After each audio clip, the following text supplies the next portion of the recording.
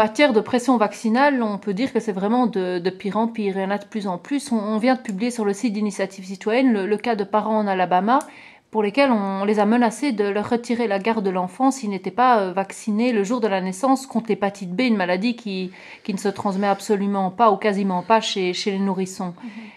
Est-ce qu'il y a d'autres types de pression ou... Mais je pense qu'il ne faut pas aller jusqu'en Alabama, pas loin de chez nous effectivement, à y voir en particulier dans une école catholique, lors d'une visite médicale scolaire, un des enfants a été vacciné contre l'avis de ses parents. Et donc les parents ont récupéré l'enfant le soir, se sont inquiétés parce que l'enfant était un petit peu bizarre, et donc l'institutrice a dû avouer effectivement que la vaccination s'était produite lors de cette visite médicale. Donc c'est insensé, c'est honteux, donc on ne peut pas faire des choses comme ça. Donc voilà, une pression. Il y a aussi des pressions au niveau des libraires. Apparemment, on a reçu des témoignages et de France et de Belgique que des livres qui parlent des dangers de la vaccination ne sont plus accessibles et que les gens sont obligés de se débrouiller avec Internet pour les commander.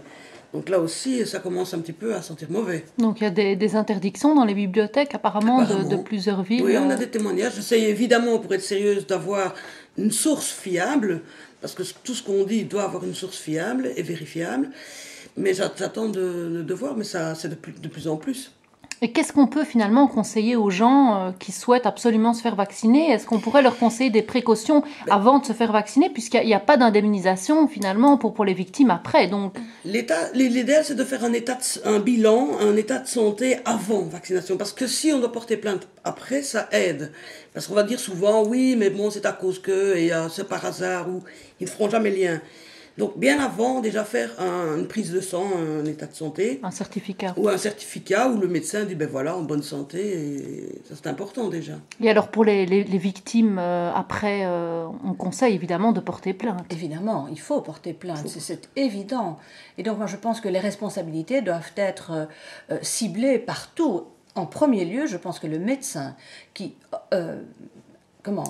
fait un vaccin à quelqu'un sans lui expliquer que la loi en Belgique impose de parler des risques de ce vaccin, je pense que ces médecins-là sont en premier responsables de ce qui se passe. Et en France, il y a déjà eu même un médecin qui a été condamné à 3 000 €, je pense, parce qu'il n'avait pas informé convenablement et qu'il était en tort et que la victime a eu gain de cause. Oui.